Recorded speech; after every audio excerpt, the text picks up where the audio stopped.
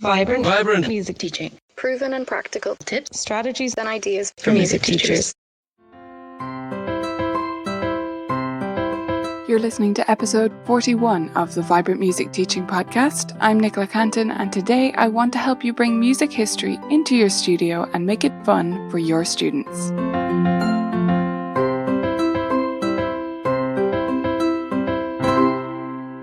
Hey, beautiful teachers. I hope you're having a wonderful week.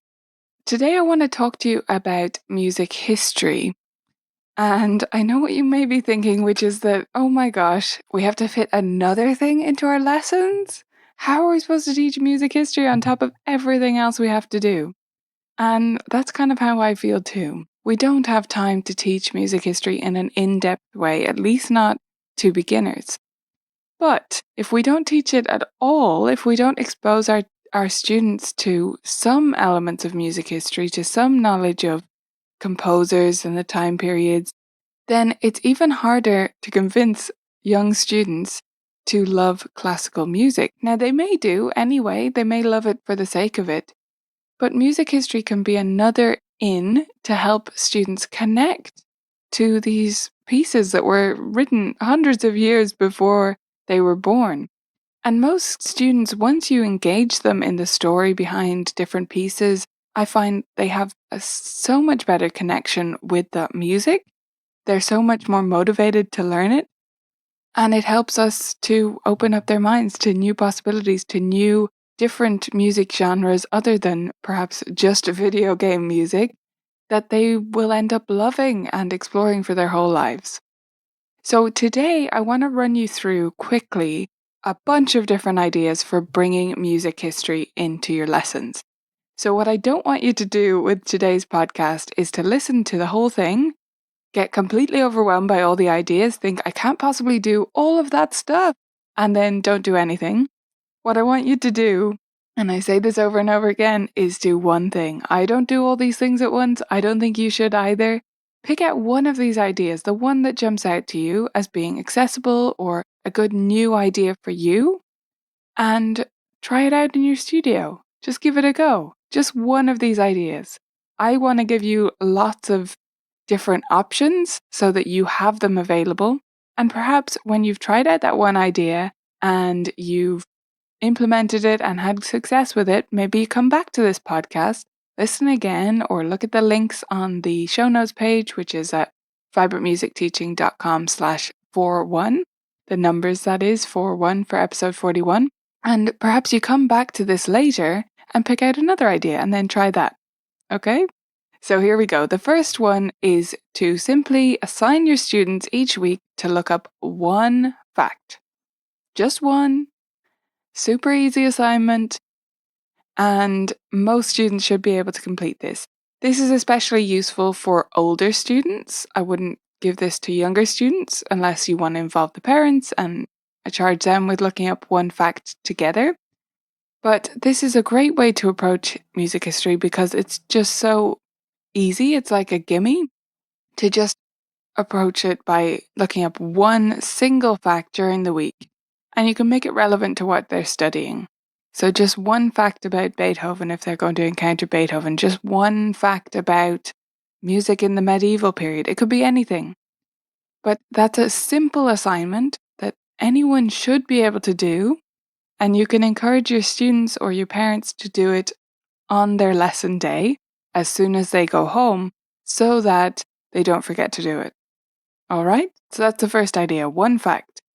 Second idea is to have a password system in your studio. This is a really fun way to engage students with music history or theory as well, is to have a simple password that students need to get into the room.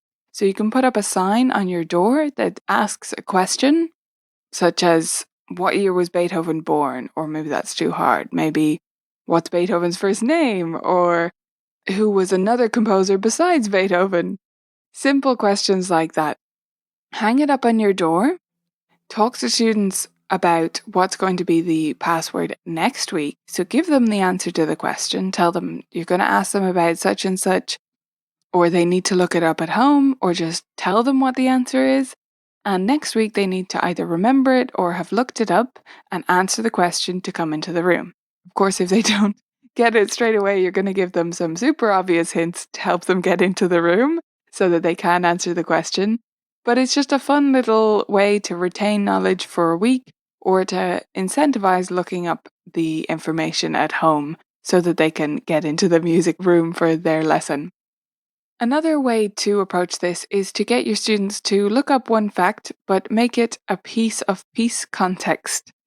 By that I mean one little bit of information at a time, and they can look it up themselves or you can tell it to them and discuss it with them, that puts their piece into context. I really did not enjoy history in general in school. Not at all. And the only time I enjoyed history was when I got to college.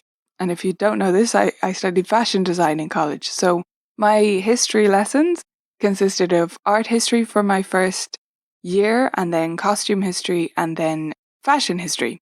So we call it costume history before a certain date, and then fashion after a certain date. Anyway, so when I got to college and I had these history classes in art and fashion history, I loved my classes. Absolutely loved them. And it's because I had a wonderful, wonderful teacher. Shout out to Sarah, she was awesome. And she taught us by making it relevant. And this might not sound like a revolution, but it was amazing to me that the way she made these connections to everything else that was going on. And she was so passionate about her subject, which certainly helps. But I had history teachers who were passionate about their subject before in school, but they didn't make the connections for me to everyday people, to everyday life. So what Sarah did was even if you didn't care about fashion, you would end up caring about it because what people were wearing at the time or the paintings they were painting and the subjects they were choosing were because of all of the context that was going on around them. So through teaching this art history or fashion history, Sarah made it relevant to everything that was going on. It made me care about, not that I didn't care about wars before, I don't want to seem like I was callous or cavalier about them. It didn't make any connection, and it just seemed like a bunch of dates to me in regular history class in school. But Sarah connected these things together so that I could see how this was affecting that, because of course it was. If you think about our present times, everything is affecting everything else. And zooming in on little details can allow people to see the big picture. So this idea of a piece of piece context is all about that. It's about giving your students one bit of information about what was going on at the time their piece was written, or something about that composer or that time period that will help them connect to it. And it could be as simple as the fact that all men at the time were wearing wigs and Beethoven did not wear a wig. Or it could be about a war that was going on. It could be about really anything. It doesn't matter what it was. Some convention, some custom, anything you think your student is going to connect to that's going to help them put that piece into a situation and imagine it being written, imagine it being performed at the time. Little details can go a huge way to that. So those first three ideas, your look up one fact, your passwords, and a piece of piece context, those are the simplest, quickest win ideas that I want you to try out. Another idea is to have a much bigger project on the go, such as a composer of the month. I just caution you before you approach this idea of a composer of the month is if you're going to do this and if you're going to commit to this maybe for the next academic year or something like that, I'd encourage you to plan it all out before it even starts. Because I think the worst thing about a project like this is that it ends up getting really stale because you fall behind, because life will happen. A month is not a long time to prepare the next thing. So make sure you're ahead of the schedule if you're going to do something like this, because doing it on the fly sounds extremely stressful to me. Even if it doesn't sound stressful to you, it is likely to sort of fall off the wagon and to end up with 6 weeks on one composer or 8 weeks. And that's fine if you want to set it up that way, but just make sure it's clear in your mind before you start and that you have it all mapped out, at least a rough outline of what you're going to do, so you can just throw it together at the last minute if you need to. So for your composer of the month, you could have a display board in your studio with information all about one composer. Let's take Beethoven, since I keep mentioning him today. And then the next month it's Mozart, and then the next month it's John Williams. You could have a whole mixture. And there's actually a ton of different packs for this from classroom teachers who do it on Teachers Pay Teachers. So if I were you, I would just look those up and grab one of those. I'm sure there's some freebies so you can try out the idea, and then some paid versions from some of the great TPT sellers. And as I say, designed for classrooms, but no reason you can't use it in your music teaching studio. You could also do that every student learns one piece from that composer that month. It's maybe more or less challenging depending on the levels of your students and the piece, the composer that you've chosen. But I would suggest if you do it, that it be a quick win piece rather than a big project piece. So have every student learn this piece as an almost sight reading, like a 1 weeker level for them, so that they don't get sidetracked on other stuff and they don't end up presenting this, but that it's just a fun little extra assignment. Another way to incorporate this, of course, is using the first 3 ideas that I gave you. So everyone looks up one fact about the particular composer each week, everyone has a password to remember each week about the composer, or everyone has a piece of piece context to go along with the piece they're learning. That's a lot of pieces, eh? You could also do this in the lead up to a themed recital. And a themed recital is another idea that you could try out to bring music history to life in your studio. You could set it up that everyone learns a piece by a certain composer for a recital, or at least a good portion of your students do. It doesn't have to be everyone, or that everyone learns one piece from a particular time period for a particular recital, such as all Baroque or an all classical or an all film music, and you learn about those composers as you go through the process of preparing for that recital. Another idea is to take music history out of your requirements for everyday lessons or every week lessons and put it into music history camps or workshops. And this is something I do a lot myself. You know, I've been talking about group workshops on the podcast in recent weeks, and I do 4 group workshops in my studio every year.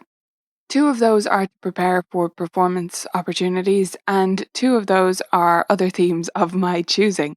And one of my favourite themes to choose is a particular composer so that we can explore them throughout the workshop and do improvisations based on their pieces and ensembles, versions of their pieces, and talk about the period that they were alive during or that they made music during, and different things in relation to that composer.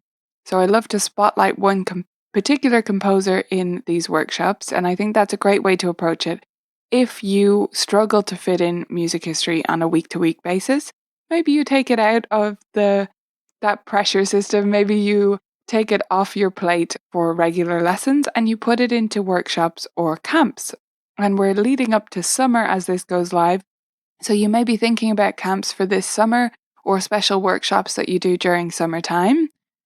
And this would be a great option as a theme for one of those, is to pick a composer, go deep on that particular composer in a level and age appropriate way, and have a chat about them, maybe explore books about them together and explore music by them as well.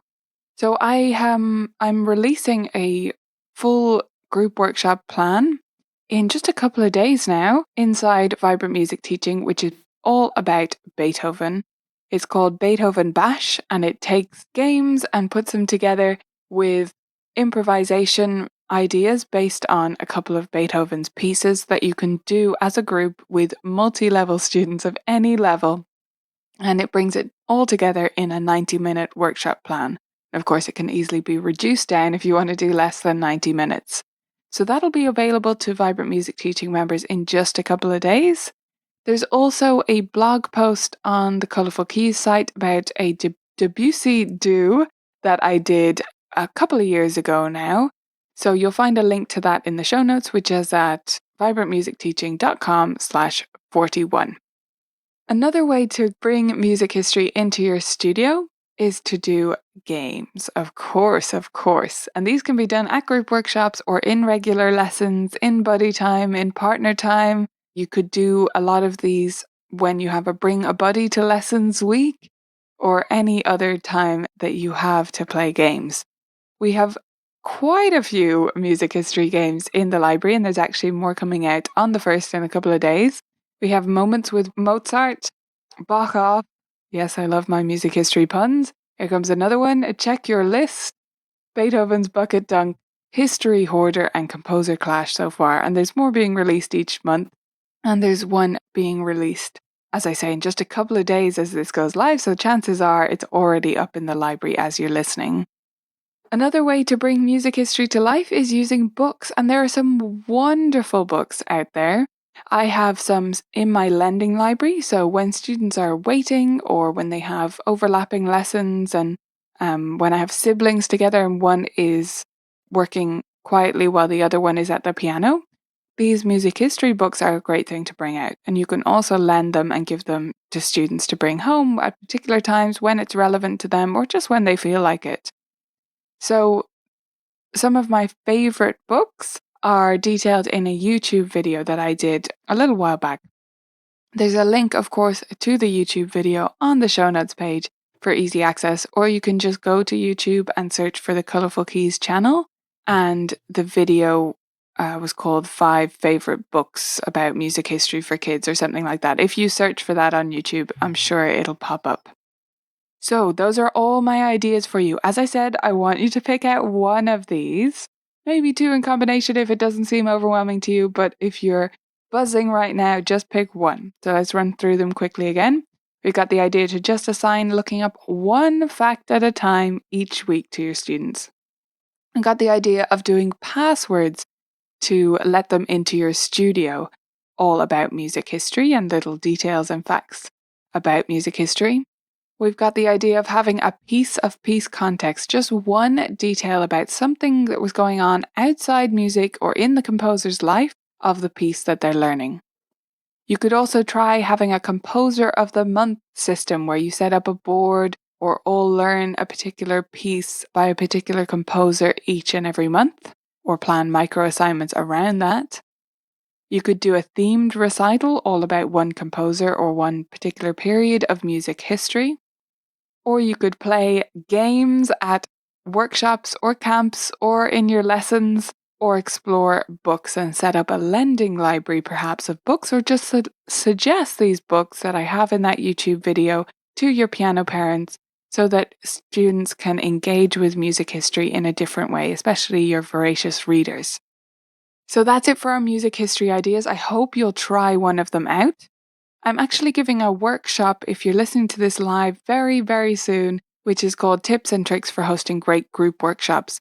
So if you're interested in the idea of running group workshops in your studio, you'll definitely want to come along to this. You can get it at vibrantmusicteaching.com/groups, just the word groups, and that'll take you to the sign up page for that.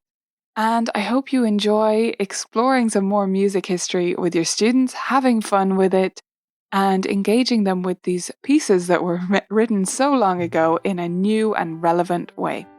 Happy teaching! Vibrant Music Teaching members can get all of the games and resources I mentioned today inside the library. And if you're not a member and you want access to those awesome sounding punny music history games, then you can sign up at vibrantmusicteaching.com/join and get access to all of those, as well as tons of other resources, courses, games, printables, improv prompts to help make your teaching life easier and more enjoyable.